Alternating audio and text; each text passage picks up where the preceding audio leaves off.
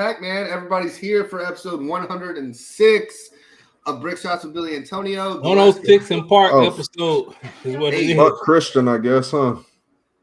Yeah, Christian's not part of the show anymore. It doesn't. Yeah, Chris, exactly. But I've said episode 104 on the last episode and the episode before that. So this is episode 106. Just 104 part 3. Technically, it's still 105. We did 2 104 episodes. Just call the other one 104 and a half. No, but we got to keep the count up, Matt. Yeah, no, it'd be 105 then. Because you said 104. I'm glad that it froze because there's also like 6 lost episodes that we've continued to count. So exactly. I'm not buying it. There's 2 with me, Antonio alone. Or no, there's 4 with me, Antonio, that didn't get posted. There's 2 with me, him, and Aaron that didn't get posted, and then there's obvious reasons. Yeah, and then there's 1 of all of us that just happened to not get posted. I don't know what happened. And it's one with me, you, and Chris that didn't make it. Yeah, that's the one I was talking about. I think. Yeah. What happened with that one?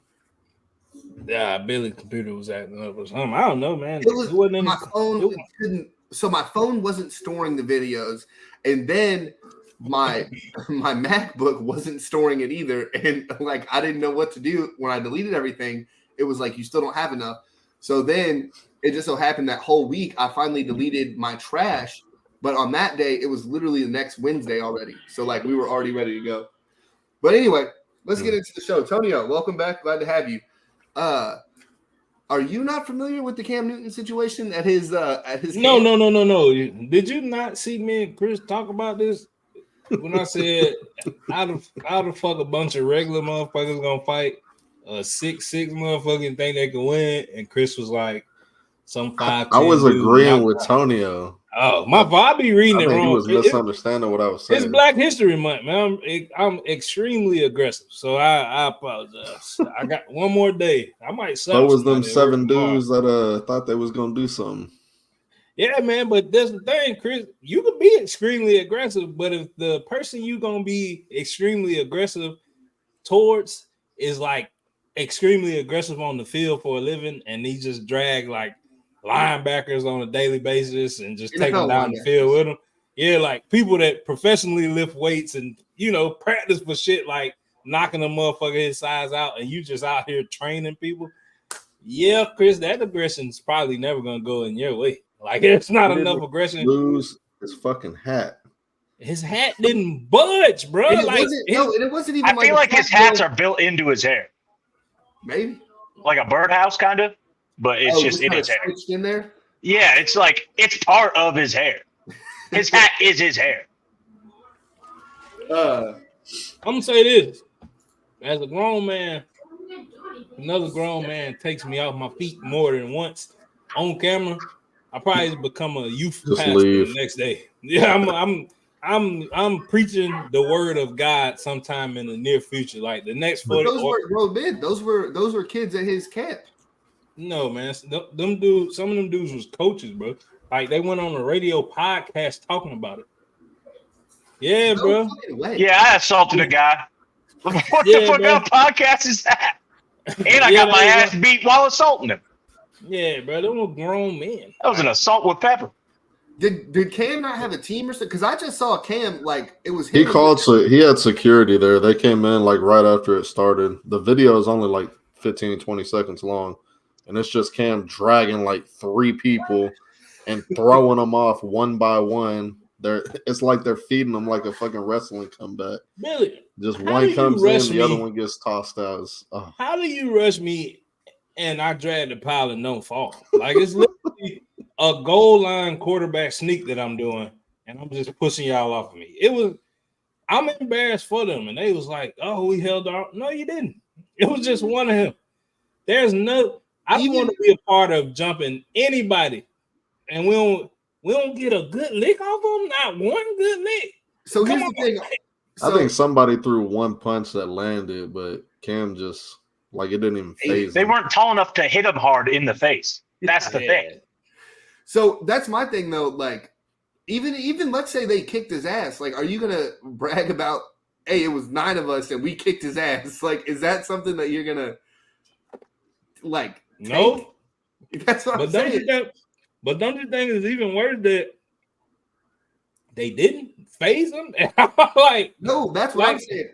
So, bro, I didn't even see his dreads move that much, and I'm just like, that's what I'm saying. Don't do his hat. This shit don't make sense, bro. So, Tonio, I'm gonna bring it to you one more time. Reading some of these comments, a lot of let's say racially charged comments were in this, and it was because Chris Long had on his podcast with his brother had something to say, and he was like, Cam is out here trying to help you get better and get to the next level and all that stuff, and that's true. But the comments were fucking bonkers. It was you don't see this at Eli and fucking Peyton's camp. You don't see this at Mahomes' camp, and I don't even know if Mahomes has a fucking camp. I don't think he does. They were like, you never saw this at Trenton Dilfer's camps, and I was reading some of the comments, and I'm just sitting here like, okay, but like they would just remove those kids from the thing, and I wonder if Cam just didn't remove them. Number one, he just kind of was like, all right, hey, I see you're frustrated, yada yada yada. But then there were comments where it's like, well, he was talking trash to these kids, and it's like, what do you think is going to happen on the field when they're actually playing a game? Like Cam is, again, just helping get them in the mindset of like what it's going to be like whenever they get to this level. Now, I've never played this level. I'm not going to speak on it, but that's what Cam is trying to help these dudes do, where it's like, you don't think that shit's going to happen. Myles Garrett literally in the NFL took his helmet off to hit someone because he was frustrated. So it's like you're going to get frustrated on the field too. And why take it out on some dude trying to help you? Billy, I tell kids at high school games I go to now, I don't even have to know them. Hey, you suck. Like, and that people gonna tell you that. So Cam, an actual NFL player, is gonna be a future Hall of Famer. Yeah, he gonna make it. He'll make it. His rookie year gonna carry him enough. He got to the Super Bowl. He MVP. But it's like the reason why it's racially charged, because you don't see it. But think about people that go to those people's camps. You got, and I can say it, you can't say it. You got this black dude, so more black people gonna be drawn to him, and with more black people, everybody's not disciplined enough to like come out there and control their anger and all that shit. Is culturally speaking, that's how we are. Chris Rock had a joke about that way back, I think, in one of his late '90s specials. What do you say? There's black people. Oh, stop. Oh, yeah.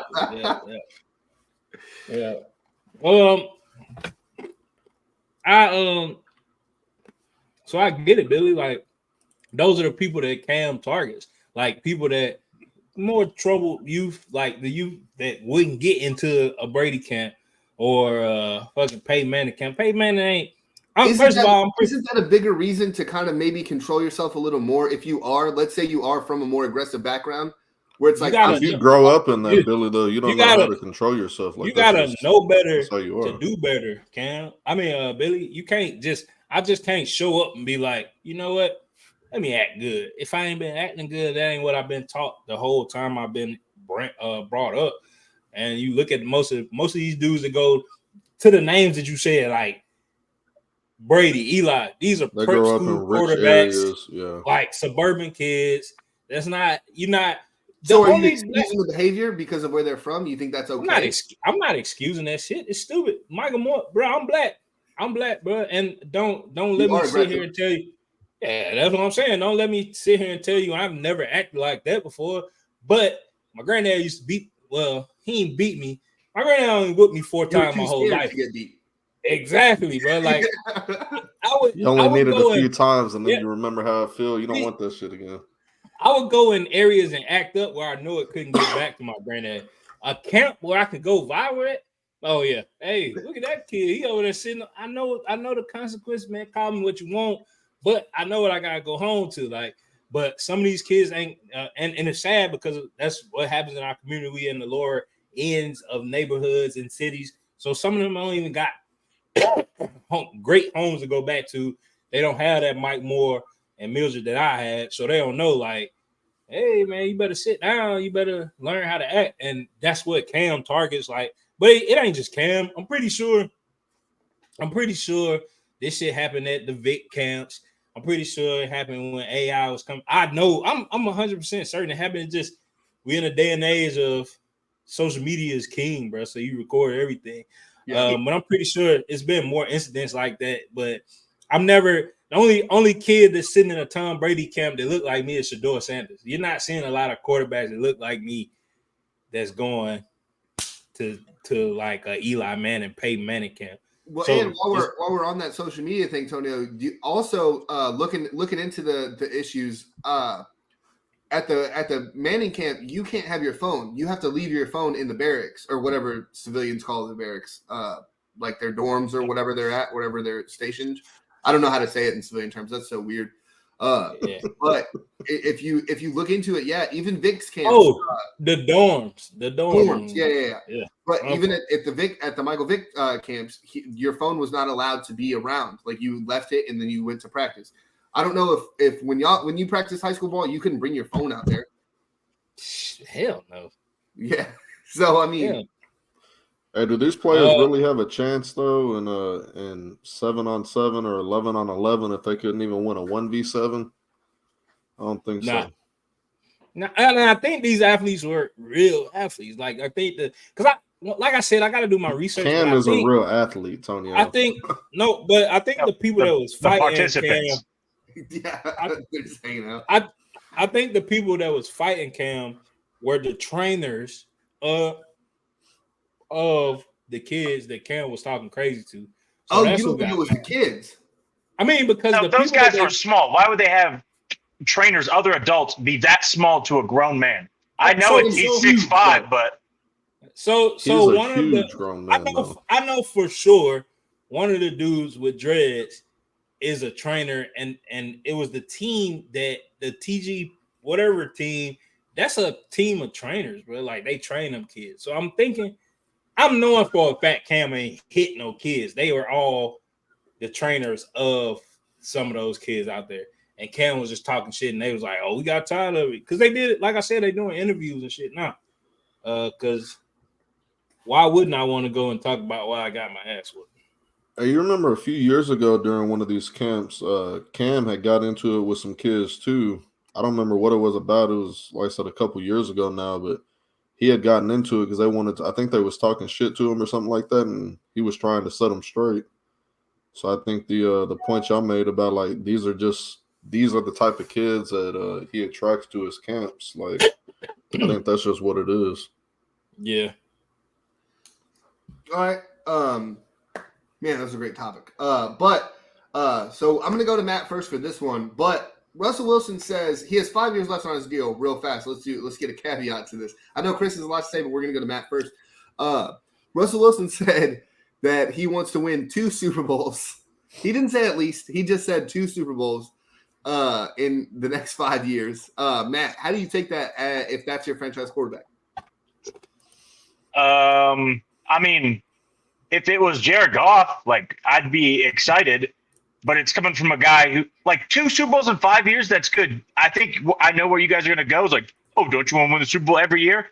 Obviously, I want someone who's realistic. Like, if we draft a quarterback, hey, we're going to win the Super Bowl this year, next year, the year after. All right, you're delusional. You're going to be a bust, right?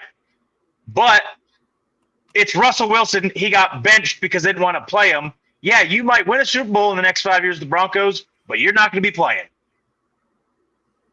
So, I mean, I don't mind the comment. I just hate the person it came from. All right. So real fast, let me pause it before we go to Chris. LeBron is constantly crushed for saying not 1, not 2, not 3, right? Crush every fucking chance you get, right? There's no – and I think fan base loved it, though. Let's point that out. They cheered louder with each successive number that he said. True, but in the grand scheme of things, right? And I wonder, because Mr. Worldwide – he has to be worried about the grand scheme of things. Now, Lamar Jackson, and maybe it's just because I'm a homer, but Lamar Jackson, I think, has done it the best. All he has said since he got drafted, and he said it on draft day, and he's done it every single year, he says, I just want to win a Super Bowl. He doesn't say I just want to win one Super Bowl. He just says a Super Bowl, right? And you can't hate on him for that. And I think Russ, just the way the quote was bad. Like Matt said, though, do we like a realistic player saying like, hey, I would like to win 2? I mean, fuck, I'm here for 5 years. Let me try to win 2. But if you're those franchises like a Detroit, sorry, Matt, but a Cincinnati, like you're not in the conversation every year. So yeah, 1 or 2 out of 5 is amazing for literally most franchises. Seattle with Russell Wilson was supposed to be a dynasty. They only got 1 title. They went to another Super Bowl and lost that one. So that dynasty turned into 1. And here, Chris. I think the most ironic thing is Mr. Unlimited likes to limit himself on what his expectations of himself are. Here's the thing. You can be realistic to yourself and say, you know what, do we have a chance to win a Super Bowl every year? No, not really. But you need to have the desire to win one every year. And when you're saying, like, I just want to win 2 Super Bowls, that means you're content with not winning Super Bowls the other 3 years. To me, if you are the leader of my team, if you're the quarterback of my team, I want you to have the expectation of I need to win. Okay, pause real fast, Chris. So we'll go straight to your division.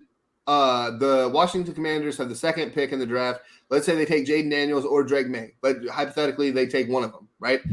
Do you want Drake May or Jaden Daniels to come out and be like, "Yep, we're about to win the Super Bowl this year. This roster is so good, we're going to win a Super Bowl"? Is that like now? Russell Wilson didn't say we're going to win the Super Bowl. He said I want to win 2 Super Bowls in the next 5 years. Okay, fine. Let me reverse it. There's a big difference. Hold on, no. I'm going to hit the parameters you're asking. Drake May gets drafted, and he says we're going to win the Super Bowl every year for the next 25 years. Are you going to say, all right, this guy's a fucking idiot?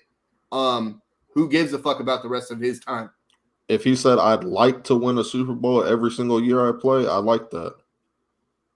That's the same thing Russell Wilson said. I'd like to win 2 Super Bowls over the next 5 years. That means you're content with losing the next 3 years, 3 of those 5 years. If you say I'd like to win a Super Bowl every year I play, he didn't say we're going to win a Super Bowl. He said I would like to. I would like to. You're kind of getting semantics in this one, Chris. I'm not. I would like to be a millionaire. That's a whole lot different from saying I'm going to be a millionaire. So picture this. The Cowboys missed the playoffs. Dak comes out. I got 5 years left in my contract. We're going to win the Super Bowl every year. You're going to dog walk him. You're going to be like, this guy's a fucking idiot. He's not good enough to win 1 Super Bowl. What makes him think he's going to guaranteeing Super Bowls is different from saying I would like to. I'm gone, you'd be like, well, it takes a couple of years to get to that point, and then maybe the back end of his contract, he gets us that. So if Dak says next year, I would like to win 5 Super Bowls, you're going to be like, yeah, Dak, exactly, yes. Yeah, that should be the expectation. Billy, if I said over the next year I'm going to fire you versus over the next year I would like to fire you, that's a big fucking difference, isn't it? No. Yes, it is.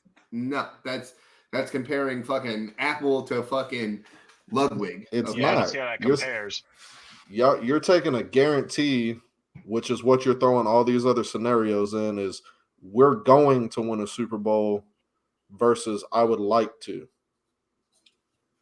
Like if your message to the team is, hey, we're going to win the Super Bowl 2 out of the next 5 years. The other 3 years, fuck them. How the fuck is a team going to get on board with that? Versus take Tonio's favorite quarterback. You think Tom Brady ever came into a season with the expectation of not winning a Super Bowl? That's different. He won one his first year. It's not different, Tonio or Billy. I know we look alike, but he never missed the playoffs. Like, let's say he never won a Super Bowl, missed the playoffs. Like, we're going to win a bunch of Super Bowls. We're not going to like that answer until he wins the Super Bowl and be like, oh, he was right. So if fucking he comes out and says, oh, yeah, I got benched last 2 years. I've thrown 14 touchdowns in 2 years, but we're going to win 5 Super Bowls now. Okay, what the fuck changed? Like, why weren't you doing that before? He's going to get. He has an expectation, though, is the point. Like Russell Wilson is saying, I only have an expectation to win the Super Bowl 2 out of the next 5 years. Why do I want that guy leading my team? Tonio, we're going to go to you now. Yeah, I don't understand this. I don't know why y'all argue with Chris. I've been told y'all what the fuck. I was expecting him to come out and say, you know what? Ciara told me I could just carry her bag. She'll take care of me for the rest of my life. That's what I'm gonna do. My wife is bad as fuck, and I'm just sit at home and do that. Walk on the red carpets because he's dog water. Why he not gonna win a Super Bowl? His last Super Bowl was in the last Super Bowl they won. That's it. Like he not even gonna make the playoffs again in his career. That's kind of wild. That's wild to say. I think the Broncos can make the playoffs without him. Yeah, so if the Broncos make the playoffs and he not the fucking starting quarterback, it don't count, man. So I'm on your side. So let's just flip the statement for a second. If instead of him saying I would like to win the Super Bowl 2 out of the next 5 years, let's flip it. That's not what he said. That is what he said. I'd like to win the Super Bowl 2 out of the next 5 years. 2 Super Bowls in the next 5 years. He said I'd like to win 2.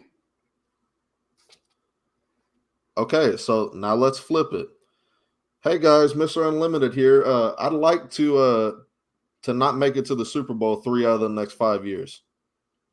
We'd fucking crush him for that, wouldn't we? It's a different statement, though. No, because he's still insinuating that we're going to go to the Super Bowl 2 of those 5 years. It's the same thing.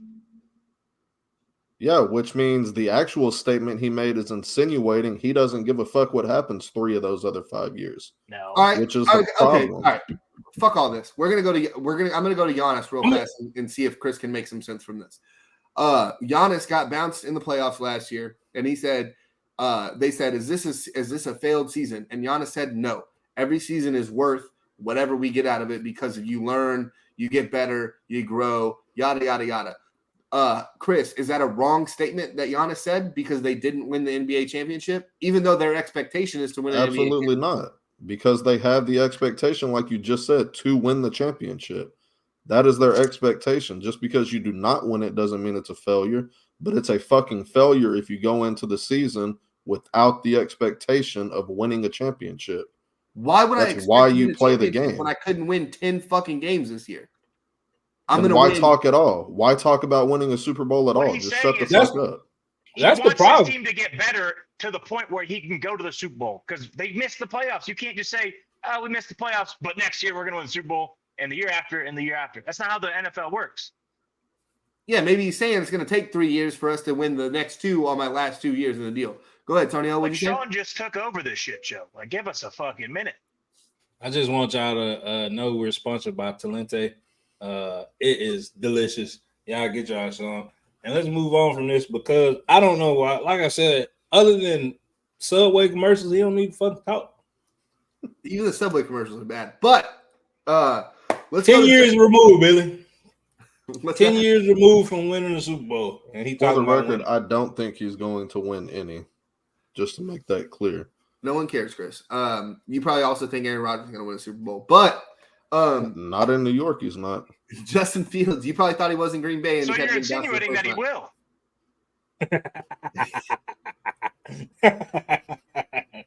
You are that dude from Saturday Night Live.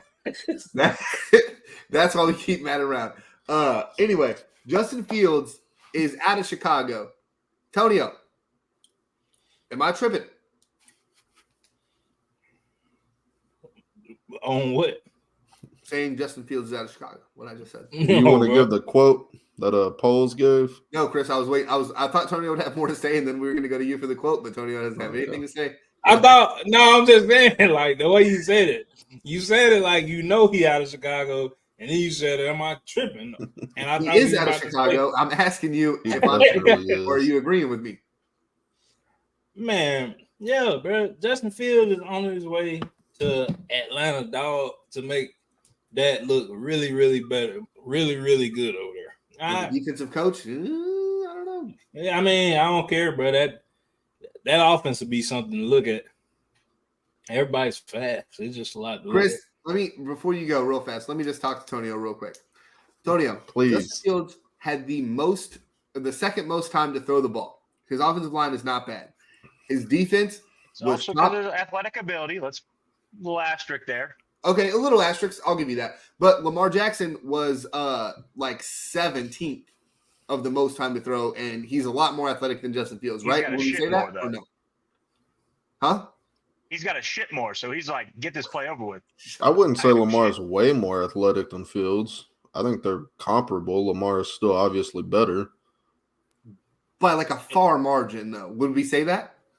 I would say Fields is a better runner of the ball, so therefore he's more athletic. He's built like a running back, whereas Lamar's just kind of – he's a skinny dude who's fast. You don't want him to get hit. He's Justin second Fields, best in he the can be league. your fullback. Is that safe to say he's the second best runner in the league at the position?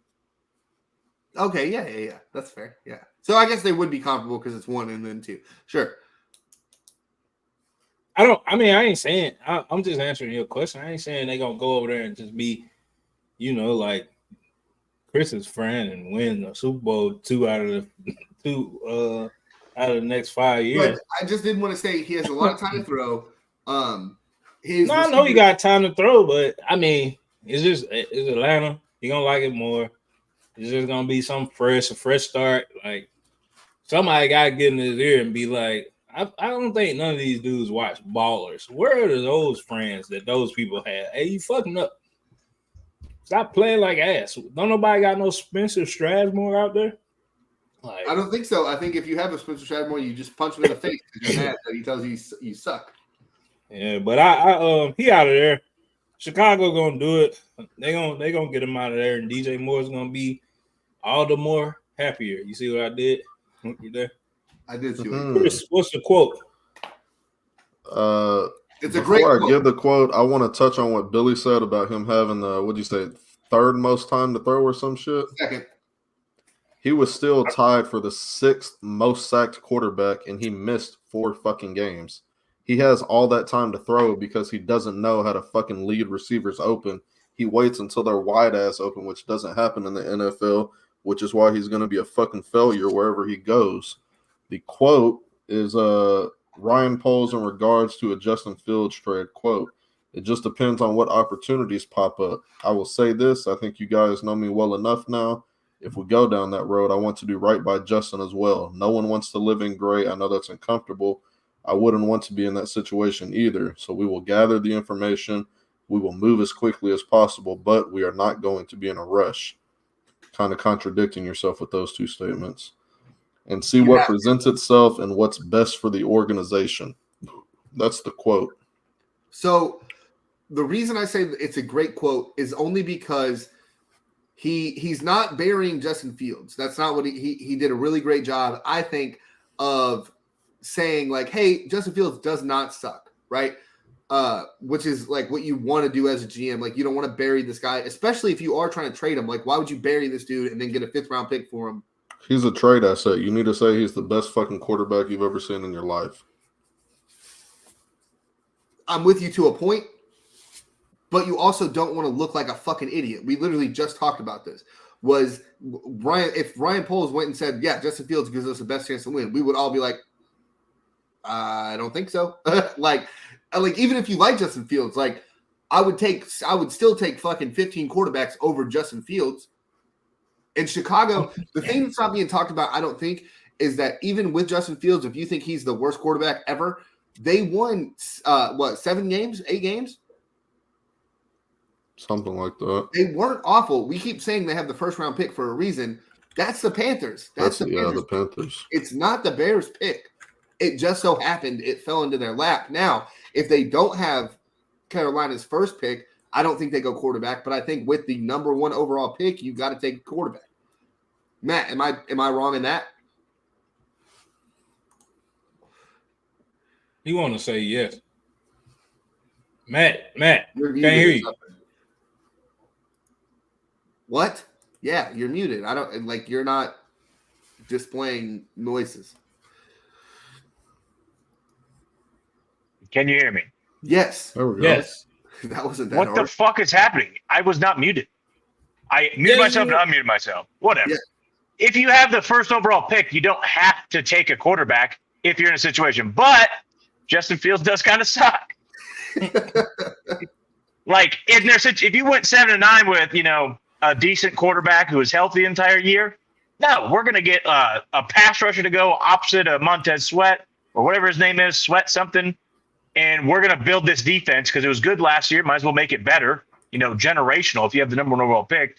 But then there's the old Justin Fields debacle. So I would trade it.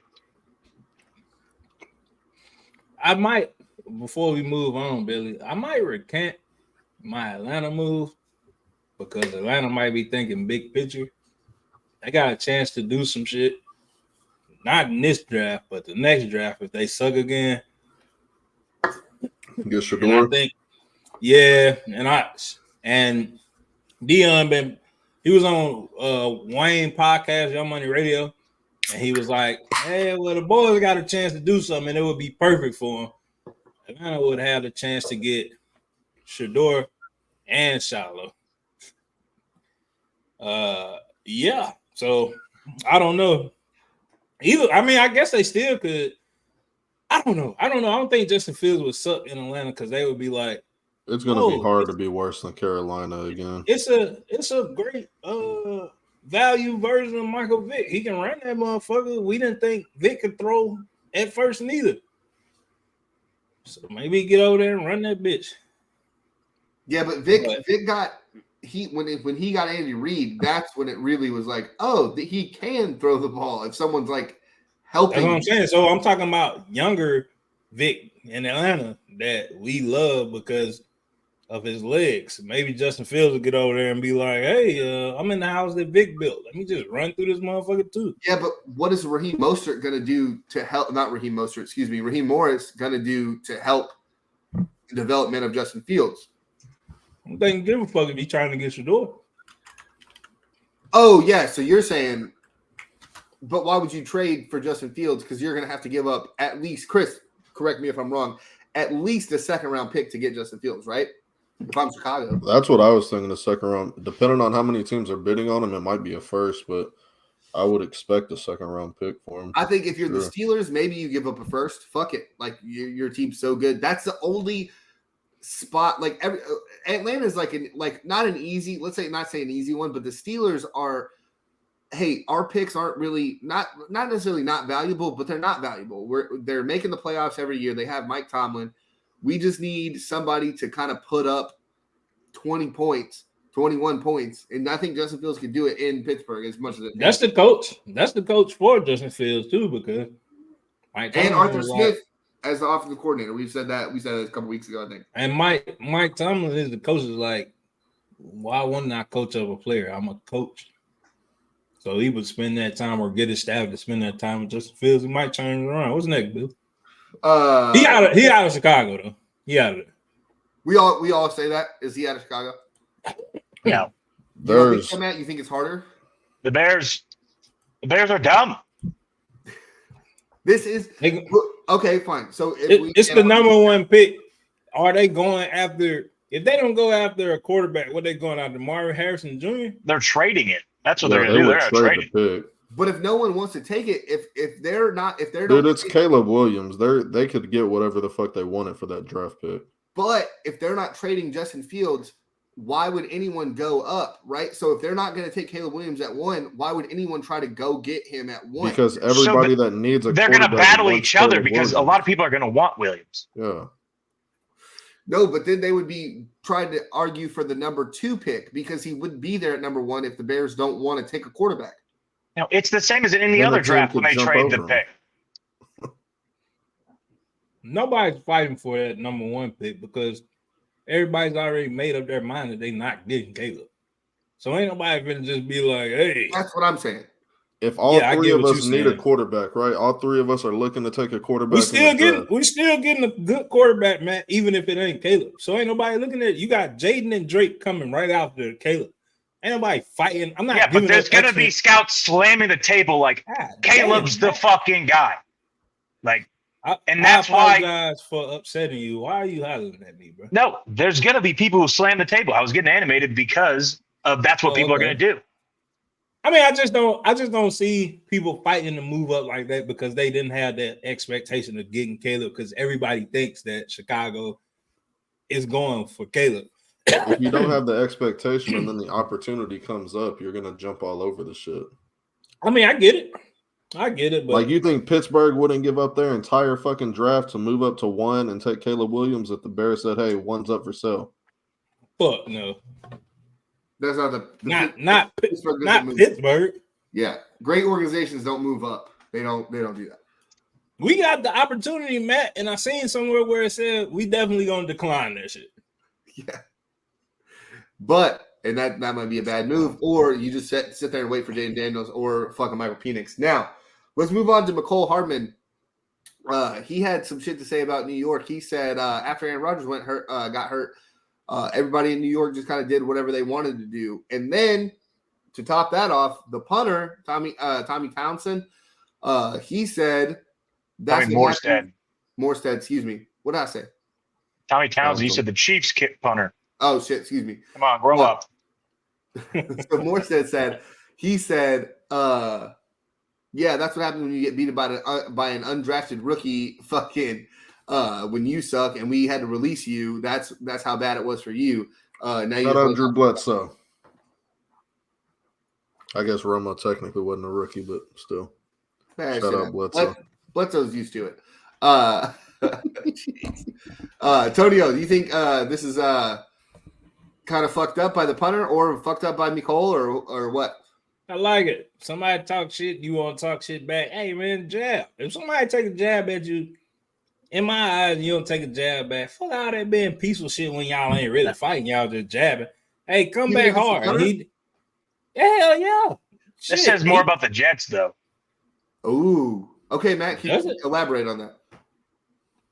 If you're a respectable franchise, got some grit like the Lions, why the fuck is it your punter that has to say something? It can't be one of your offensive linemen, a defensive lineman, an intimidating figure. No, it's a 39-year-old punter who's got to say something. Well, for the brand. I'm gonna keep it like this, Matt. Who's on the field for the Jets on the offensive side of the ball more this year? Aaron Rodgers or their punter?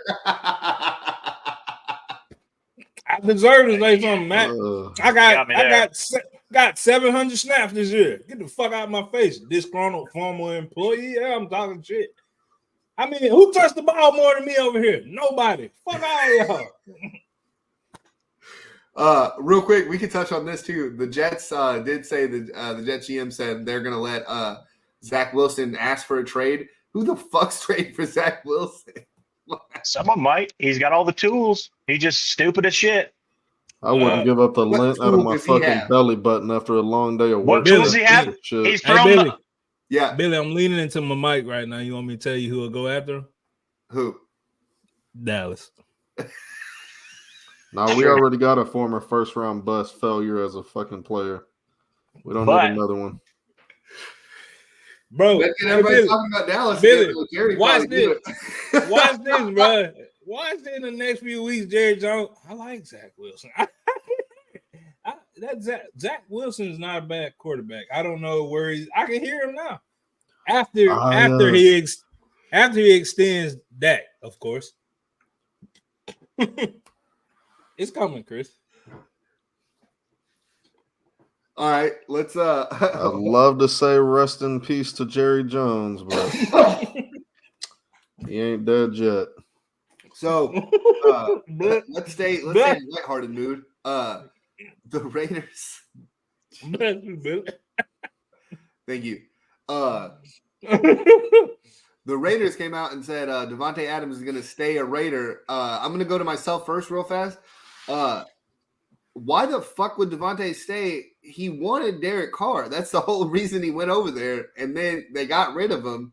Devontae still had a pretty good year. And what would make him want to stick around? Like, if I'm Devontae, I'm asking for a trade. Send me to New York. Send me to fucking anywhere. Like, why would I want to stick around Oakland or Vegas for nothing? Who's their quarterback? Nobody. I don't got one. Shut the fuck up. Antonio Pierce is not going to take Zach Wilson as his quarterback. I don't care what he fucking does. He'll keep Aiden O'Connell back there before he goes to get Zach fucking Wilson. Okay. Hey, Devontae can't get to New York, so the Raiders are going to bring New York to him. Come on in, Zach. That is weird too, because like the NFLPA came out with like their grades today, and when it came to coach, guess what team had the lowest rated coach? And I don't know if this stems from earlier, before Pierce or after Pierce. I'm sure it's before. I mean, it's probably the Raiders. coach that had like 3 yards of offense in a game and somehow won it. No, so for that one specifically, I can answer that. That was Josh McDaniels. It wasn't Antonio Pierce because he's an interim head coach. He was not the head coach. So the NFLPA's questionnaire and all that shit was for Josh McDaniels, and he got the lowest grade he could get. And I know this ain't on here, Billy, but I'm gonna run through it real quick since I got the grades up. Go ahead. So for strength coaches, the Bills, Commanders, Dolphins, Panthers, Vikings had an A plus or an A. The Bills had an A? Strength coach. Strength coach. Oh, okay. And the Falcons had an F. For head coach, the A went to Chiefs. Black Air Forces. That's the Chiefs. Your guy, Matt. And the Vikings. No shit. Kevin O'Connell got an A plus or an A? Yep. Damn. Training room. I can see that. The training room, and this makes sense. Billy, what team? One of the fastest teams we've seen in a while. Training room. Bro, hey. And it makes sense, bro. Like, God damn, everybody was running over there. And the F goes to a F minus. Damn, I didn't even know you can get that. Damn. Cincinnati? Close, but no cigar. The Commanders. Weight room.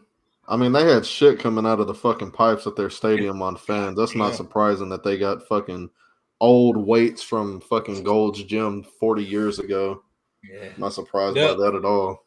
So the team that just got an A for their strength coaches got an A plus in the weight room, and that is the Bills, Dolphins, and Raiders. And F goes to the Falcons and us in New England because we can't block a fucking thing. Team travel. And when you close to when you in Miami, you probably gonna travel the best. That's the Dolphins. And the F was the Bucks, Commanders, and the Titans. The Bucks. Who's the Bucks? Buccaneers.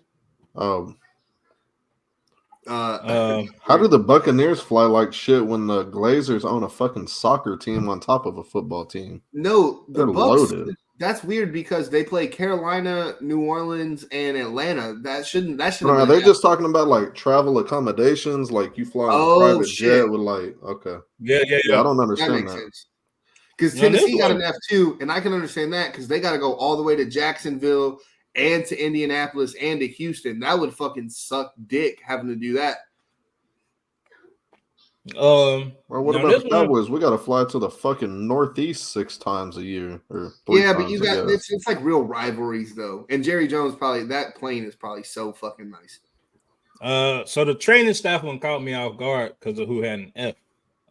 So A minus is Dolphins, Eagles, Falcons, Giants, and Panthers. How the fuck are the Eagles on there when Jalen Hurts ain't been healthy in 3 years? Because he wants to play. Yeah. They have told Cincinnati got to be low on that. No, but they have told him, like, dude, this is not smart to play. And he's like, I don't give a fuck. Chris. That's not on the training staff. Who do you think that would catch you off guard that their training staff suck, but the team good? The Ravens? It wouldn't catch me off guard, but I would think the 49ers or the Ravens because they constantly have injuries. The Lions? Nope. It's our Super Bowl champions. No shit. And the Commanders. There's the only 2 Fs. Damn, that's crazy to me. That was crazy to me, though. The Chiefs been on the list? Yeah, an F for anything for a Super Bowl champion is wild.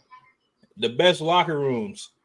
Finally, the Cowboys won some. Cowboys got an A, Vikings, and the Dolphins. And the worst, That's the fucking problem. The Commanders.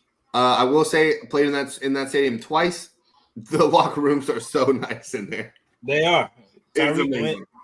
Shout out Tyreek for graduating boot camp. He went there for his national championship at Northwest. It was amazing.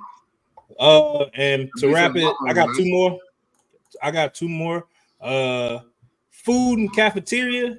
The Eagles and the Dolphins got an A, and the Bengals got an F- again. Seeing an F-. I knew the Bengals would be on here somewhere for money spent. Owner. They probably buying fucking hot dogs. TJ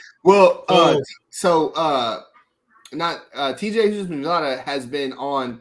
He was saying before, especially before Marv Lewis got there, and you could say he shit on the Bengals forever.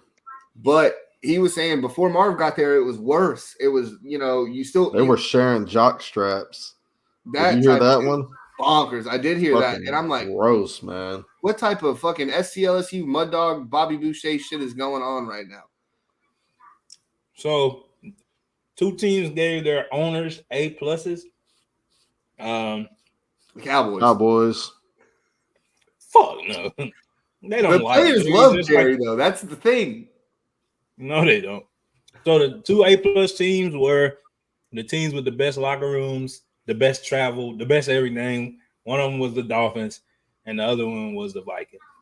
How the fuck did the Dolphins owner get that high of a grade? He's been fucking trash.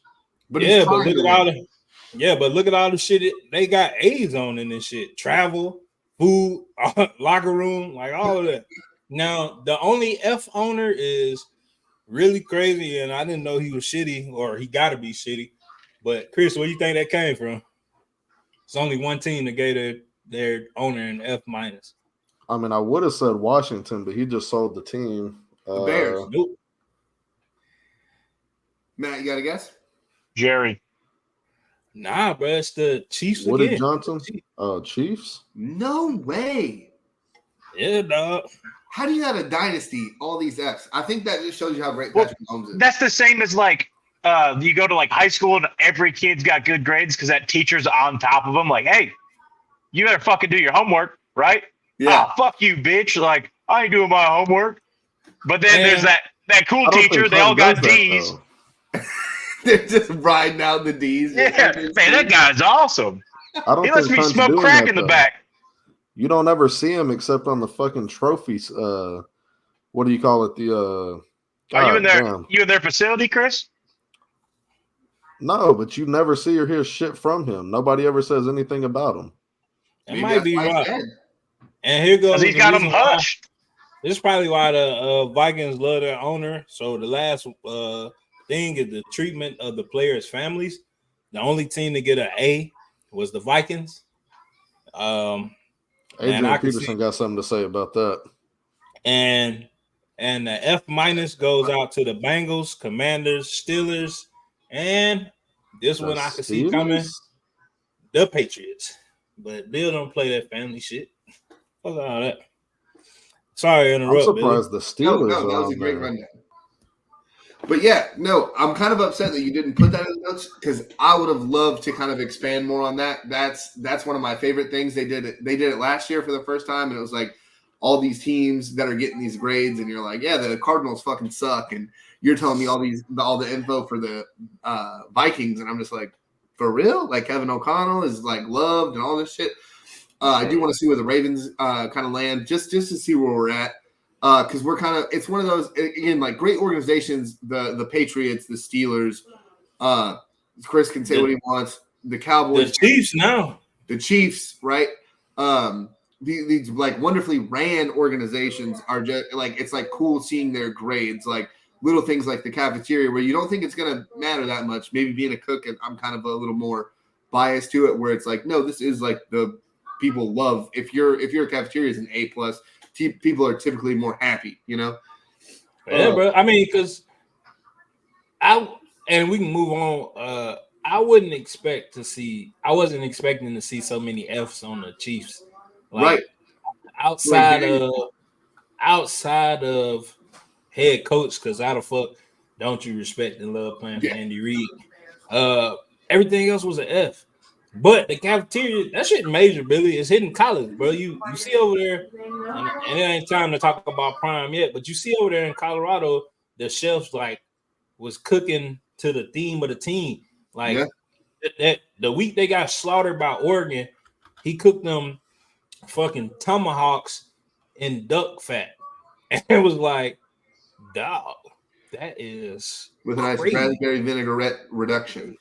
Yes, bro. Like, and everybody was hyped. They was hyped. They was like, man, the food good. And I seen some shit, lobster mac and cheese on a video I was watching, and it looked really hearty. So yeah, that shit matters. Billy, what was next?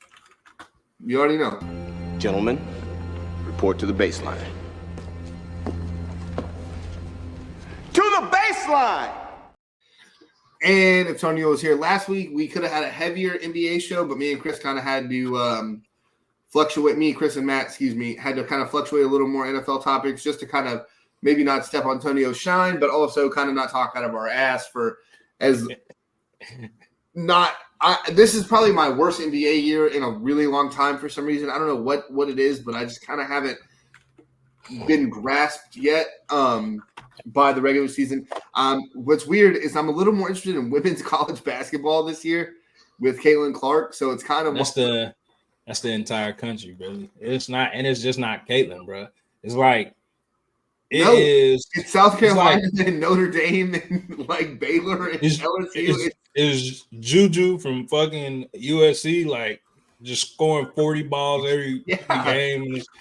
I'm happy.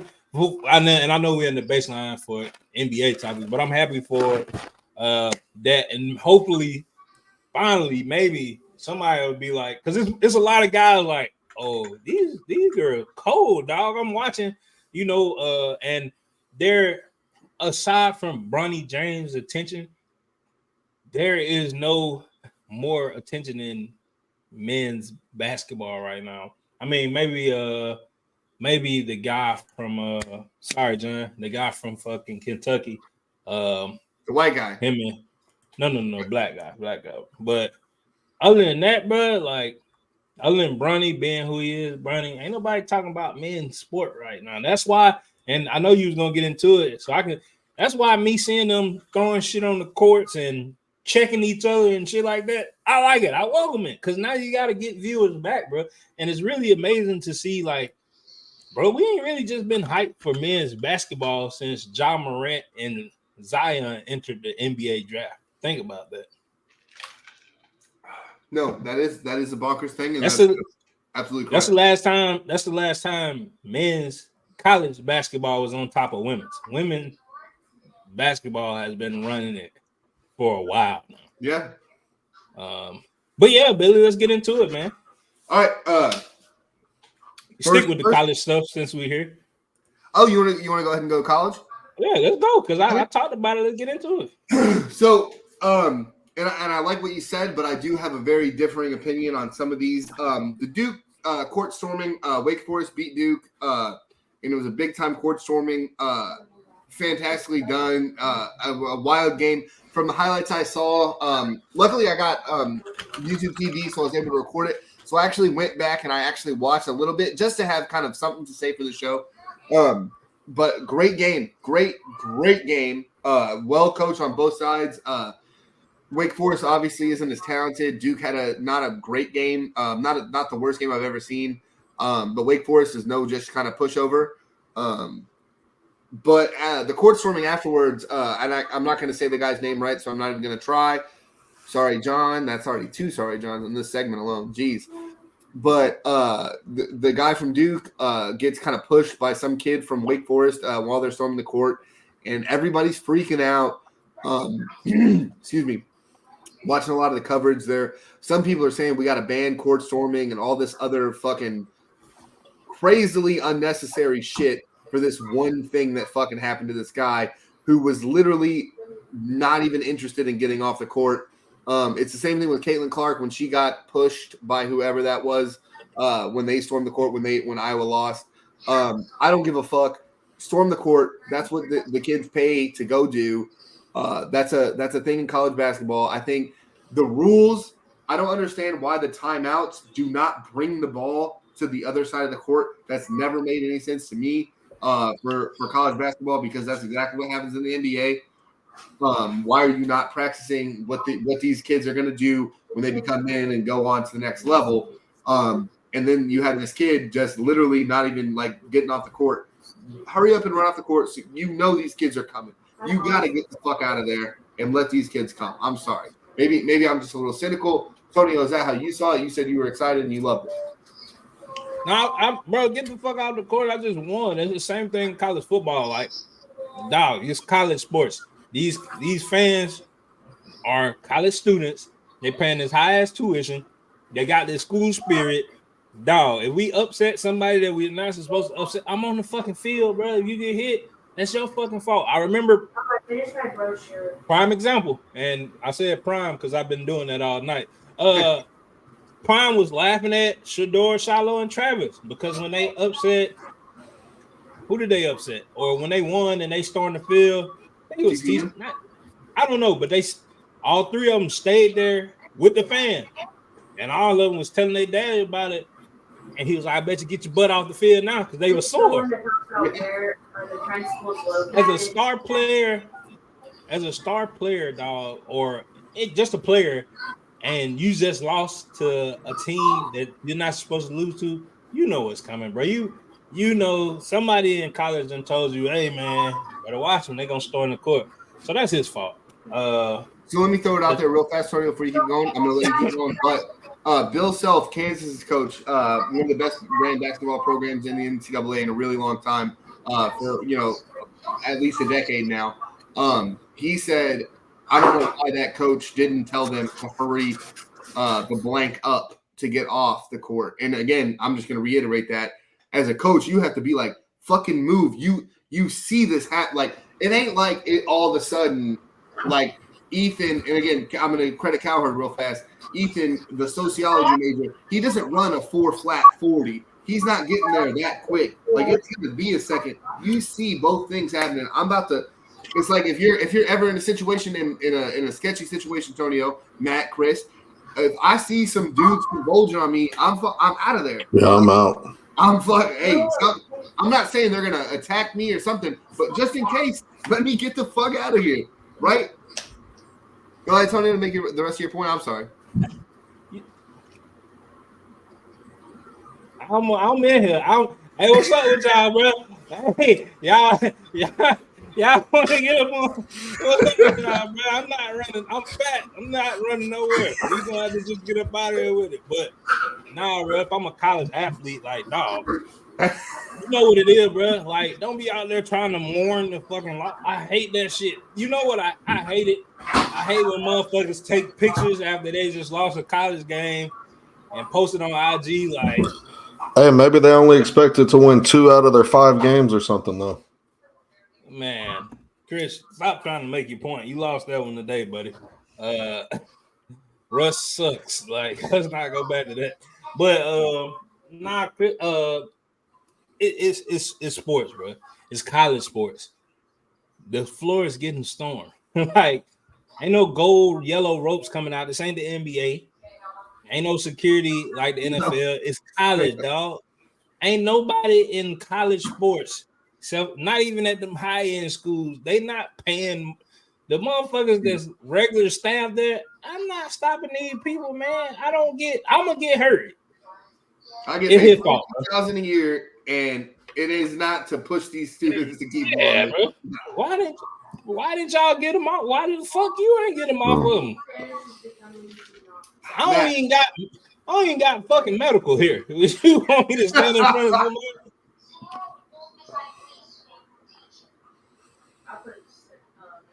Matt, should we change the court storming rules, or is it fine in your eyes? I don't care. We're talking about college basketball 2 days early, so you can talk to me then. All right. So, Tonio, I'll go back to you. Texas versus Texas Tech. Actually, Tonio, I'm going to go to Chris for this one. Texas Tech versus Texas. Texas had a player push a Texas Tech player hard. He got ejected. There was there was a flagrant. So the free throws happened, and the guy got ejected. but Texas Tech fans in in Lubbock started throwing things on the court. I don't give a fuck. Whatever happens, number one, the refs did the right thing. They ejected the kid for the flagrant foul. Ejected him, got him out of there. As a fan, Tonio, you and I, we just talked about it because Matt doesn't care about college right now, right? We just talked about you're a student. You can storm the court if you win, right? That's no one saying you can't do that. But you cannot, and I'll say it forever, you cannot throw shit at these people. You can't assault people. You can't. I don't care if it's dumping popcorn in the famous Russell Westbrook post when he was in DC when that fan dumped popcorn on him. You cannot do that. You can sit there. You can call him a bitch. You can say the F word. You can do whatever you want to fucking do as long as you stay and you do not assault fucking people on the court. You cannot just throw shit on the fucking court. Whoever that kid was, I hope his fucking scholarship. I hope he gets fucking thrown from the school. I hope he never gets fucking any kind of alum from Texas Tech. I don't care what degree he has. Zero. You cannot throw something when you, number one, you have zero aptitude to sit there and play that kid in basketball. He would mop the floor with you. That's number one. Number two, you're just some fucking guy. And like Tonio said, right, you are a student, school spirit and all that. That's awesome. I think it's wonderful that you love your school so much. The other school, it's the last time Texas Tech is going to play Texas because they're going to the SEC. We act like there's not tournaments and they're going to play them ever again. I think that's bonkers. You do not throw shit on the fucking court. That is the last fucking thing you do. You're a piece of shit. Sorry, Tony. I'm against it, Billy. I want him to throw shit at the people on the court, and you know why? Because I feel like the players should be able to run our test, them motherfuckers. That's what. Oh, hey, you want the player to go run up there? And I want the player to not get no consequences because all that shit that you want to happen to him ain't gonna happen to him. So I'm not satisfied. I get hit with a bottle.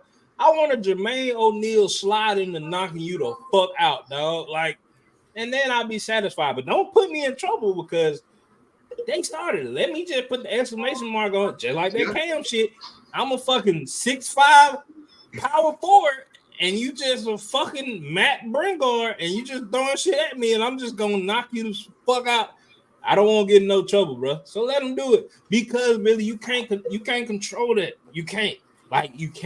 You can't control fans. Like, you can't. Yeah, you can't. It's human nature, and don't nobody understand how to control. It ain't human nature to throw some shit at somebody, though, Tony. I mean, that's people with fucking sense, Chris, but we done seen it before. That's why the Malice in the Palace happened, ain't it? Like, just a random, stupid motherfucker throwing some shit at the craziest motherfucker, second craziest motherfucker in NBA history. Dennis Rodman wore a dress to a game. Motherfuckers deranged. But I'm just saying, bro, like, the only way to make it fair, Billy, because all of that shit you said is correct. You should never. But Billy, we see this shit more often than none. You named 2 incidents. I just named 3, 4. It's still happening, Billy. Like, yeah, but getting banned from a stadium for a couple games. No, learning my lesson off there. Billy, they not doing that. You're telling me. Listen, hear me out, Billy. That kid, bro. He was from Texas, right? Texas Tech. The kid that threw the shit. Yeah, from Texas Tech. Let's say his daddy is an oil tycoon. All I gotta do is donate a fucking couple $100,000. Now my kid back scot-free. And I ain't saying that for everybody, but if you look at it, Billy, most of these people that do this shit be motherfuckers that's close enough. The motherfucker that poured popcorn on Russ could afford to sit right there behind Russ. Yeah. You think he give a fuck about what he doing? So if I ain't punching you in the face, how the fuck you gonna learn? You're a rich asshole. That's fair. So I mean, I know it sounds crazy, but nah, man, these people not gonna learn. Especially it's mostly spoiled ass kids. They didn't get their ass whooped, didn't get beat up because they went to a prep school, so they was probably killing animals in the backyard and shit like that. Shit, that's what the real problem is. My fault. That's what the real problem is. Just to bounce off, basically, Tony already made the point. I'm just gonna I'm gonna add the I don't know, the pretty shit to it. Exclamation. Up. Yeah, Oh. that's probably that's what I was trying to think of. My mind ain't working right tonight. The real problem is it's been 19 and a half years since Ron Artest, Steven Jackson, and Jermaine O'Neal went into the stands and beat the fuck out of fans that threw shit at them. So we 2 generations past that to the point now where people think this is okay to do again. As soon as a couple of players go up in them stands and beat the fuck out of whoever threw that shit or whoever they thought threw that shit, in the case of Ron Artest, we're going to see a little break in that action. That's fair. And just look at it, Billy. Think about it. Them motherfuckers were scared to go to the palace. Like, hey, hey, man, because they knew actions had consequences at that point. Yeah, but the thing is, like, why are you scared to go to the palace if you're just not going to throw shit? Like, I'm not worried about going because I'm not going to throw fucking dude Artest throwed in his jaw didn't throw shit, but Artest thought he threw some shit and he was near the motherfucker that that's threw the thing. Some shit. As soon as I see a player, look, hypothetically, right? Let's say I'm sitting in the mouse of the palace, right? If the dude who dumped that beer, if he starts running away, I'm running to go get him. I'm going to bring him to fucking Meta World Peace and be like, this is your guy right here. Get his ass. This is what we're about to do. Hey, bro. I'm gonna stand right there. Hey, and if you don't go get them, fuck it, man. Chris, sometimes people call snitching like snitching. Nah, man, keep yourself from taking an L. It was that motherfucker right there that threw that beer on you. A big 6'7" crazy motherfucker coming to you. Bro, Steve Jackson can fight, man. That's what I'm saying. Jermaine O'Neal, like, he slid into that league and knocked dude out. Like, hey, bro, he had stitch braids. That ain't even some shit that dude's supposed to. Hey, man, come on. As soon as you see that, you're like, all right, that's the guy not to fuck with. Okay. Yeah, bro. Like, so but in all seriousness, because we're gonna go to the next subject. Yeah, Billy, I don't think nobody's learning. Like, you seen the other day. I mean, they ain't throw shit, but as soon as KD walked out, this lady was like, bitch, to KD, what up, bitch? And then when he came to say KD went and talked to him and she was trying to be all friendly. Yeah, but just sit there and just be like, you're a bitch. What is he going to do? He can't do anything if you're just saying something to him. What is he going to do? But still, why though? Why not? The point? What's the point of me coming to a game? They were in $10,000 seats. I want people to see how rich I am. I'm gonna sit there and take all the poses I can, showing off how rich I am. And fuck KD, I don't give a damn about none of that. Let me throw it out there real fast. KD is a bitch, though. That's the thing. Like, he is a bitch. Like, they were right. Two things can't be true. All right. What's next? All right, let's get into it's an NBA topic, but it's one of the greatest college players we've ever seen. Melo again is beefing with George Karl after he said Joker is the best 15 to wear a Nuggets uniform. Let me just throw it out there before Antonio goes. He's correct. He won a title. I mean, there's in the NBA, especially nowadays, without a title, you don't really have a whole lot to say. And Joker has a title. Melo does not. The Nuggets got better after that trade to New York, and it's been famously talked about forever. The Nuggets got better after he left. So, George Karl, I don't know. I understand Melo is an all-time great in the NBA. You're not better than Joker. I'm sorry. You're not. It just isn't. I mean, he's not better than Joker because Joker does have that ring. He did. I think what I know, Melo was in a harder, way harder West Coast than the Joker is now. Yeah. Because Melo had to go up against prime Kobe, prime Spurs, the Suns. Fuck. Bro, he had to go up against a lot of people, man. Them teams was good as fuck. Yeah. So Melo, I can't shit on Melo for who he is. Fuck George Karl, man. Like, he always got a lot of shit to say about NBA players, bro. Fuck George Karl, man, because what the fuck did you do, pussy?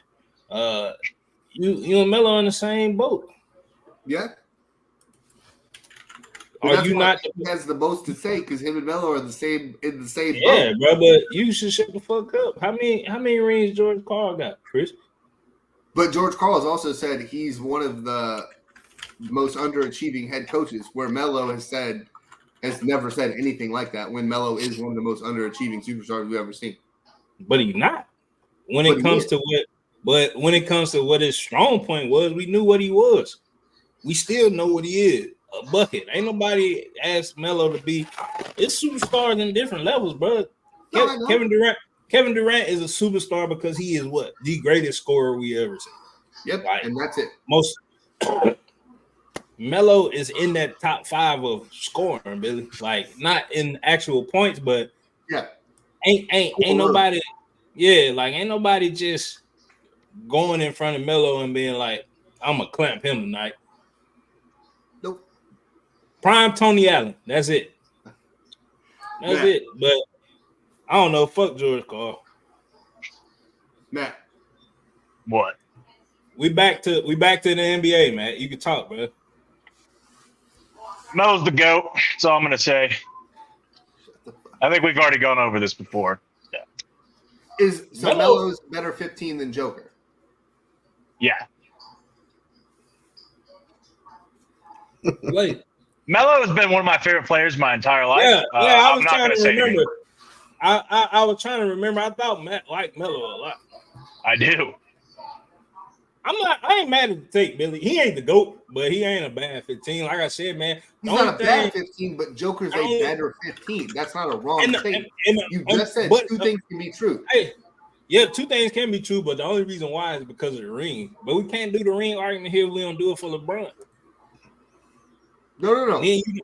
It's not just rings, though. What is it? How many MVPs does Carmelo have? Man, that's absolutely none. Jokic has 2. How many scoring titles do Jokic have? He don't have a scoring title. He's got a ring and he's got 2 MVPs. Yeah, he's the best player in the league. You know what I'm saying? We don't use those arguments on the show, Chris, and you know that. Because like the ring arguments, it's so up and down. Robert Horry got 7. Ain't nobody That's out why here I'm not using the ring argument. I said the MVP. You just said it. But Russell Westbrook got MVP. And people discount him all the time. Yep. So can we use the MVP? I ain't saying it for an argument, Chris. I'm asking. I think because I know for a fact you were shitting on Russ. I was on the show because he didn't make the team better.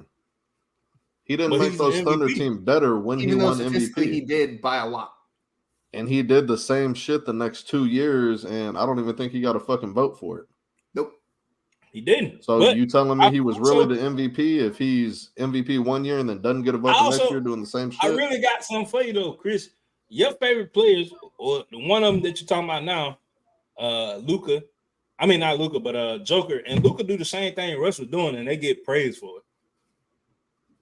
For almost averaging a triple-double. And you talk about Luka every day in the chat, Chris. And Luka scores a lot. That's it. Yeah. That's the only difference. But he's not. He's not making them. He's not making the Mavs better because, like I said, they in 8th place or 7th place. They were in 4th, Chris, or the year that they was high up, they fell all the way to fucking 13th. And you said, well, Kyrie had to figure out how to be Robin. Well, fucking Batman was shooting them out of games. And Kyrie's been. But you're acting like Kyrie's never been a Robin. Kyrie was a Robin 2 different times with LeBron James. But back to the point at hand. Other than that, man, maybe Matt got a point, Billy.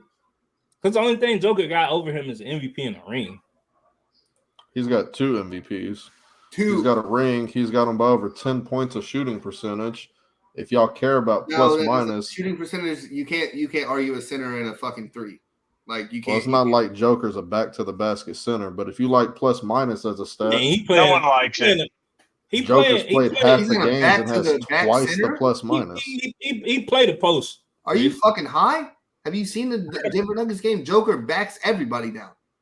He famously last year in the playoffs was backing Ayton down, and we were shitting all over Ayton because he's a pussy and was scared every time Joker backed him down. I don't think a Joker as a post center though. You don't think of him like that, but he does do it. It's like LeBron. You don't think of him as a scorer, but he scores. That's where he's the most productive at assists and points. He passes out of the post to cutters coming in the post or people out on the wing. As soon as that double team comes, he passes it right there. But if you're gonna sit there 1-on-1, he's gonna take his back to the basket and go score. Chris, we're not gonna act like Joker not 315 fucking pounds. That's a post center, dog. He just happens to be able to shoot the ball. Slides on does not mean he's not right now. He built like a post center, but like when I see his game, it don't remind me of somebody like who's the last post center we had? Like Al Jefferson, the last true big post big man. Dwight Howard. He was more of like a fast break guy though, like a pick and roll guy. I wouldn't consider Dwight a post guy either. Well, Dwight really ain't had no post game. What do you consider a post center then? DeMarcus Cousins, maybe. There you go, Boogie. But Joker backs you down. But Joker is a post. Yeah, Joker. You gotta go rewatch it, film. I get what Chris saying because Joker played point center. Like Joel don't play point center. He just go down. They just give him the ball. Joel spot up at the 3. Yeah. Yeah. But I don't know, Billy. I gotta revisit it, bro, because Melo is fucking great offensively. But like Tonio, you literally said it, and then we're gonna move on right after this. But Tonio, you literally said it. Two things can be true. I could say Melo is literally number 2 of wearing number 15. If the argument is number 15 in Denver Nuggets, it is Joker and then Melo. We're not saying it's like fucking this. Yeah, I'm not saying Melo sucks. He's not as good of a player as Joker. And I think you also got to remember, Billy.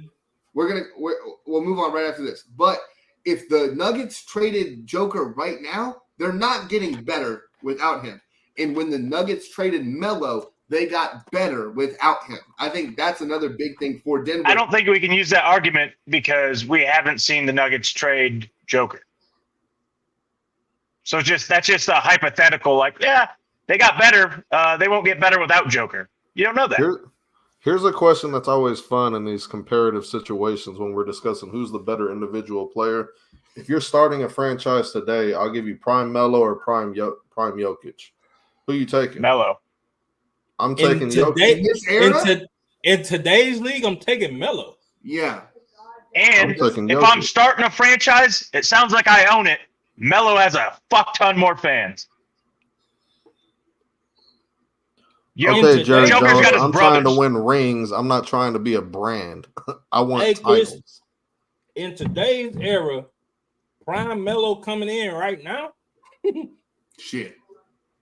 He doing like fucking AI said on Shaq's podcast. I'm averaging 43. Prime Melo, like offensively, I'm gonna take you out the basket. I'm gonna just blow by you. I'm gonna pull up midi. I'm gonna hit the trade. Yeah, I'm just not gonna play fucking. You shit on Luka, and he has a similar game to Melo. He's an offensive weapon that plays 0 defense, averages the same rebounds and assists. And you hate Luka, so why are you gonna love Melo? Melo actually played in a defensive era though, where Luka does not. I don't hate Luka. I just hate that you be on it. You like him so much. Don't talk about him too much, bro. This is our group chat. I would still take Jokic over Luka. Jokic is the better player. Yeah, because you know how to win. And his assists aren't watered down. This is the same as the quarterback argument. We're not getting anywhere with him. Good point. Steve Kerr signs an extension. Let me go to Matt first because I like that he says his NBA takes a little quicker. So we're going to go to Matt first. Steve Kerr signs a 2-year, $35 million extension. Matt, is that a good call? Is that a good signing or no? Yeah. Like, how many championships have they won? 4? Give him $300 million. It doesn't matter. It's not on the salary cap. Also, I don't even think there is a salary cap in basketball. So next time. It's like a guideline.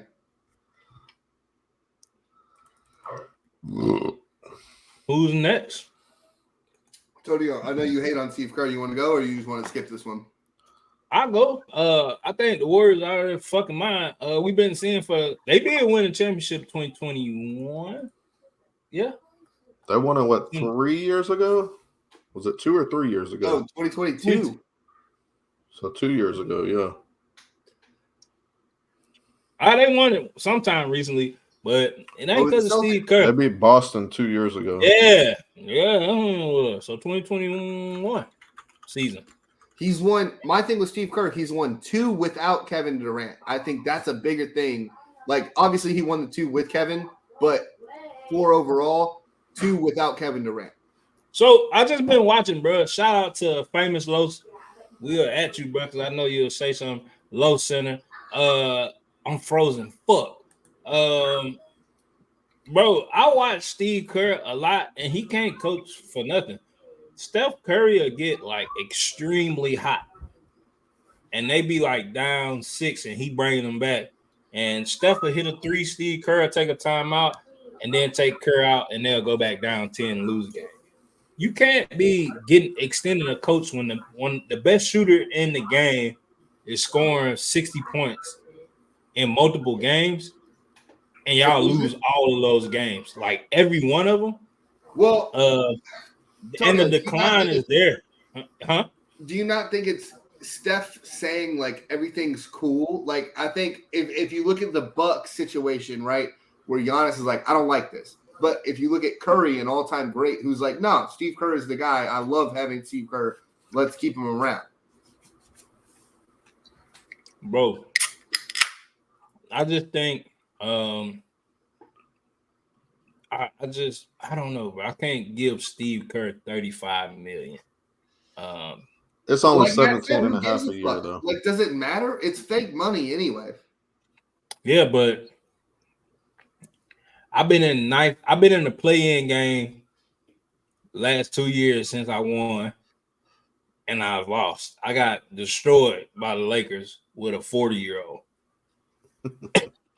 and LeBron ain't a normal 40-year-old. You can't just call that greatest player of all time. It's different. Yeah, but I got the greatest shooter.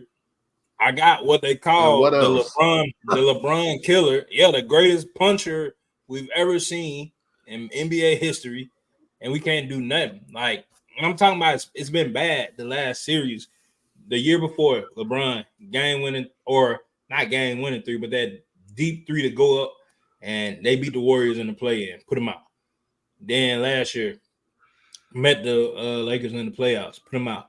And this year, you are back on the way to being in the play-in in 9th seed, like, or 10th seed. Yeah. And you're getting worse. Like, the team ain't getting better. They're on a decline that nobody talks about because it's Steph. Everybody likes him.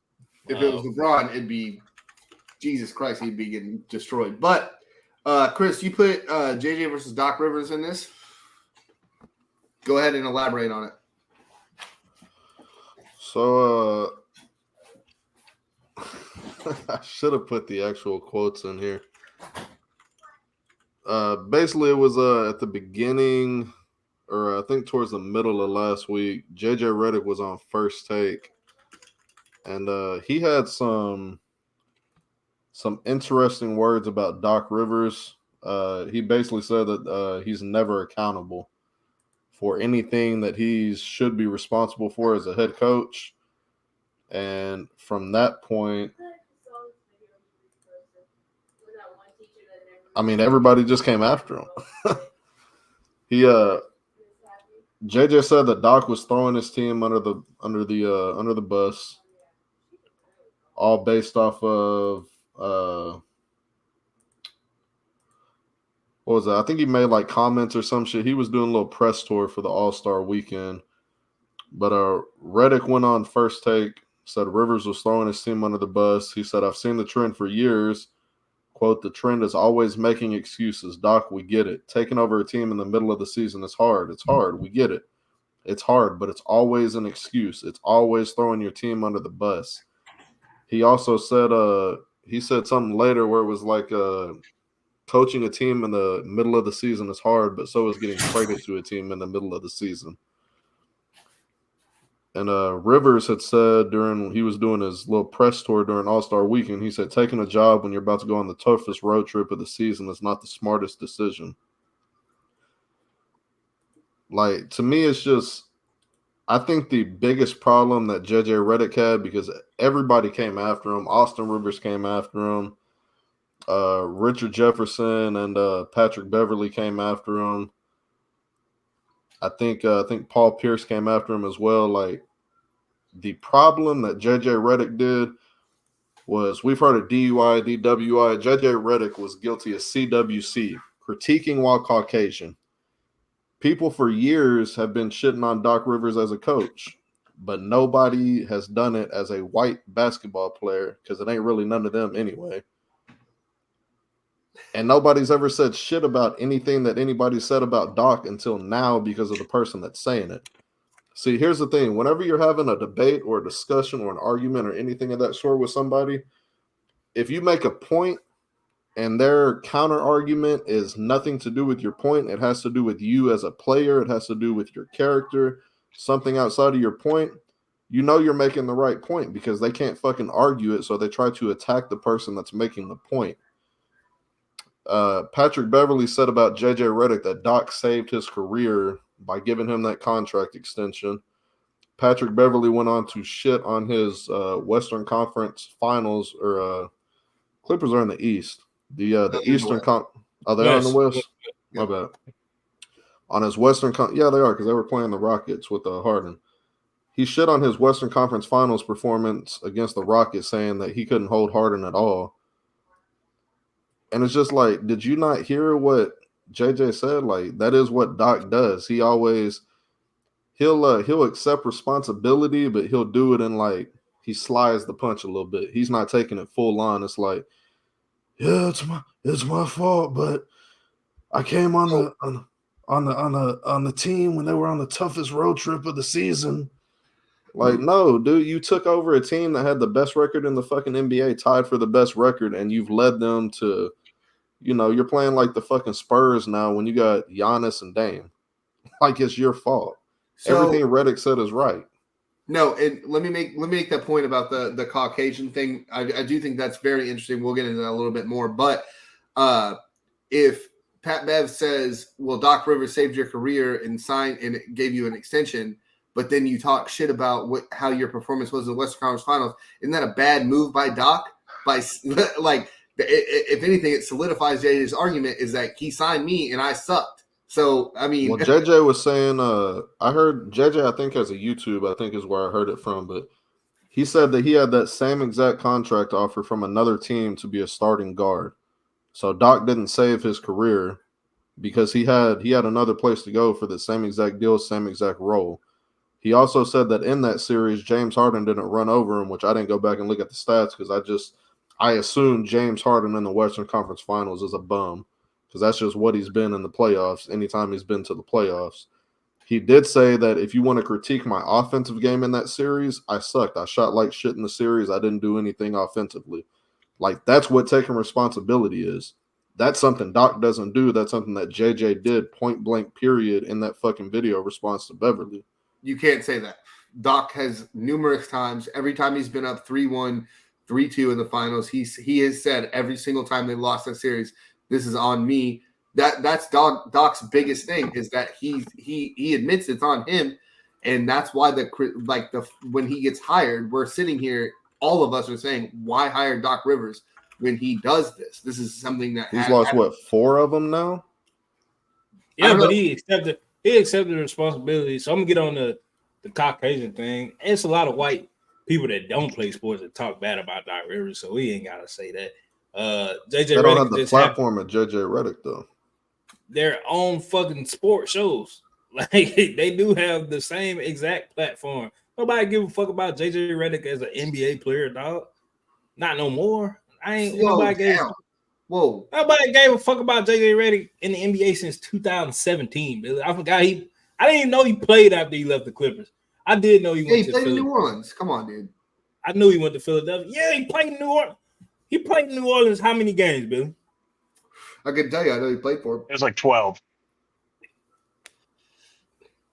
Come on, Billy. And then New Orleans let his ass go to where, Billy? Where did he end his career? And this is why this will make sense of why Chris is on his side. No, what but team also, did he end? Hold on, no, but also with that, JJ has been getting nothing but praise. Being on First Take with Stephen A, he's gotten praise. I'm not mad at who JJ is, Billy. You not listening. I don't give a fuck about him being white. That's not why they got on his ass. They got on his ass because, bro, everybody fucking like Doc. That's why he keep getting fucking jobs. Matt Barnes critiqued him. Nobody said shit about Matt Barnes critiquing him. Matt Barnes drove 90 miles just to whoop a motherfucking ass, Chris. No, nobody said shit about CP3. Yeah, he said it was false. He said it was like 15 minutes. So I but he did it. But he still did. And ain't nobody he's had other crazy. Former players that said shit about him. Nobody talking crazy to the state. You gotta look at these people and then look good. It ain't because he white. It's because he fucking JJ Redick. Kyle Korver is a better version. Oh, Like, yeah, but we also have never praised Kyle. My thing was the praise that JJ got before his critique. JJ's been getting. Oh, I love him on First Take. Yeah, I'm not mad. I do like seeing JJ. I like JJ because he talk crazy to this mad dog motherfucker. I like seeing that. Like, yeah, I like it. I'm just saying, bro. Like, it's people that's out here that's gonna protect. You ain't think his son was gonna say shit, Billy? You ain't think Austin Rivers was gonna say shit just because Austin Rivers don't even like Doc Rivers. Huh? Who's better, JJ Redick or Austin Rivers? Austin Rivers. Shut up. Oh my god. His high school mixtape alone shits on JJ Redick's. Austin Rivers got the best high school mixtape in history. That's great. He didn't do shit in the league. Yeah, he played. If Doc Rivers wasn't a head coach anywhere, he wouldn't have got a fucking roster spot nowhere. Well, that's the truth that Pat told about fucking JJ. He revitalized his career because I can say I had another job other than the Navy. Where is it? Why I ain't left yet? Oh yeah, I had another team. I had another team offering me a starting spot. When is this team gonna come forward to back your? Has anybody said JJ was in top 15 of 6 man of the year in the 2 years before he went to LA. Top 15. Shut up, Chris. That's not a good. No, I'm just saying 6 There's man only of the 30 year. teams. Yeah. That means you're one of the best 15 players in the whole league coming off the fucking bench. Oh my god! Like to say you're a shit player, like Chris, was he in the top 3 of the top 15? Yeah. Or was he number 13? Yeah. 14 or 15. 14 and 15. But the point is to say that he didn't have a career like being the first man off the bench. Like that's a valuable 13 other role. ones are.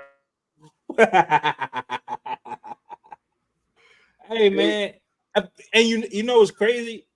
He had a fucking.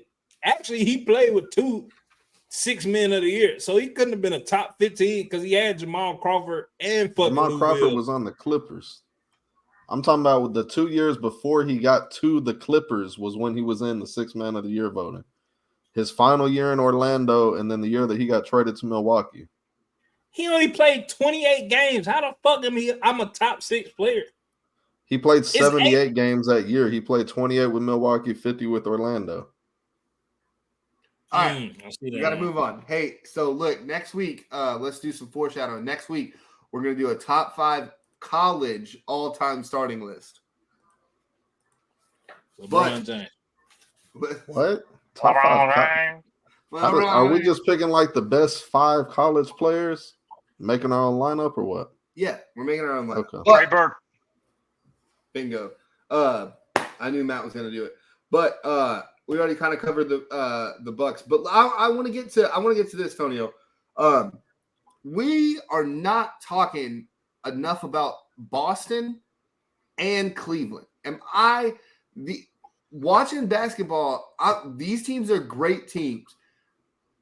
Are we just paying more attention to the West and not caring about the East because because we see the Celtics do this shit every year, bro. They good. They've been good since LeBron left.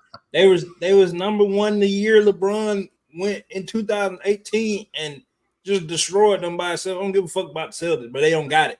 Hold They on. don't got it. What's that shit Billy says? Bingo. Bingo. Hey, I'm mad that someone noticed that I do that. But so let me ask you real fast, Tonio. Does the head coach of the Celtics, what's his name? Joe. Fuck, man. Mazul. Sorry, John. Yeah, Joe Mazul. Is he? I remember we started last year. He might be too big for his britches, and I think we're wrong. He not. Not, bro. But in the regular season, it don't matter who they got. Brad If he Stevens gets to the finals, Tonio. I mean, fuck, man. He's getting to the finals. Yeah, but they getting. I mean, that's impressive. Yeah, he big enough. But you gotta win, Billy. You keep going to all these finals. Eventually, scratch one of them, bitches. You not. And if it's like the Bucks, right? They ain't been there a lot since Kareem was there, right? Like shit like that.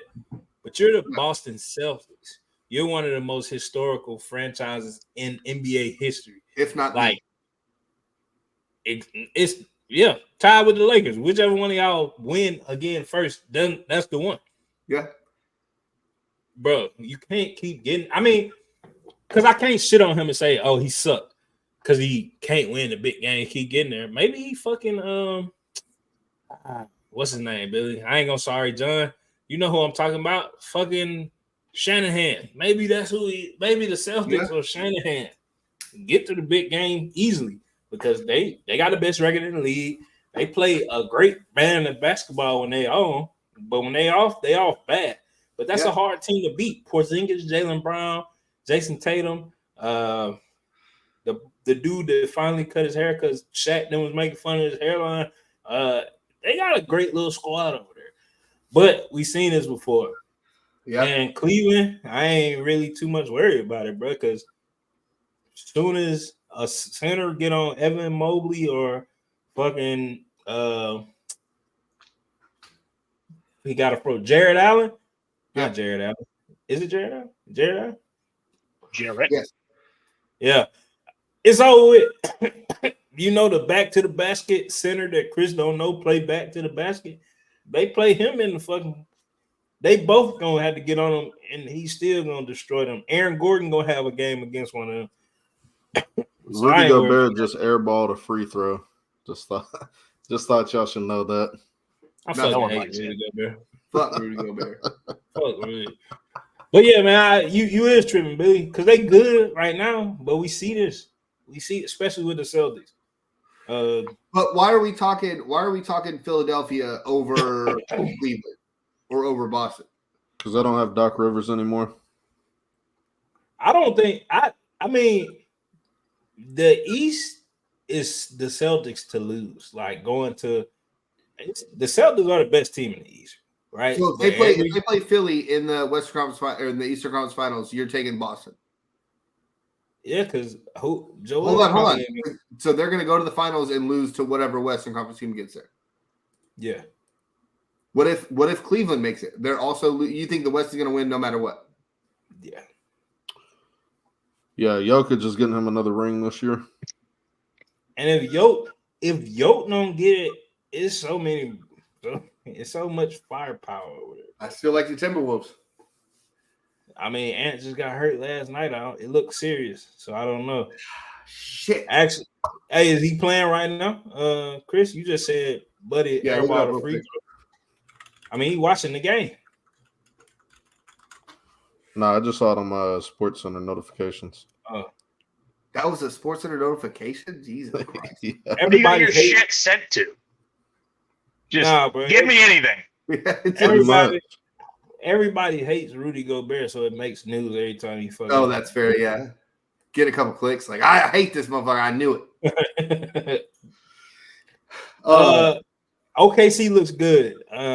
Like they holding strong. Still too young, I think. I still think they get to the playoffs. They don't know what to do. That's this year. I think next year, like I've said, I think next year is OKC's year to kind of make some noise. You know what's crazy?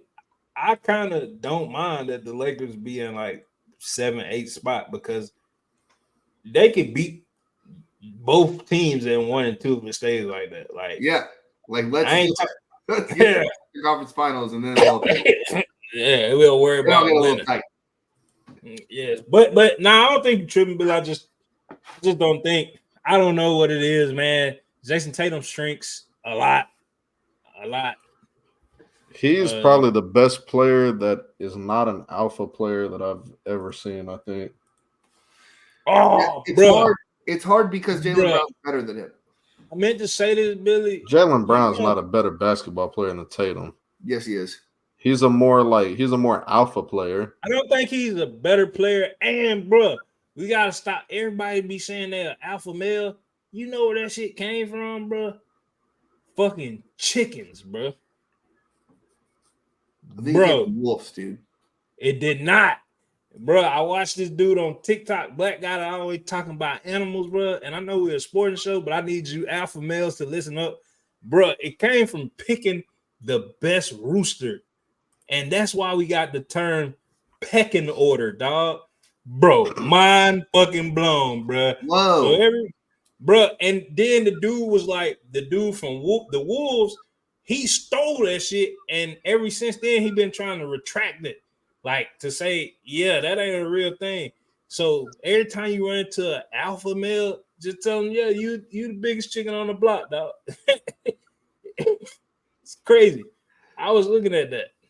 That is wild. I would love for you to tell one of our friends that. D'Angelo Russell just shot an air ball too, by the way. Shot it or a free throw? No, he shot it. It's not as bad as a free throw, but a mid-range air ball. Yeah. Gentlemen, report to the baseline. To the baseline! All right. Hey, next week we'll probably get into a lot more NBA.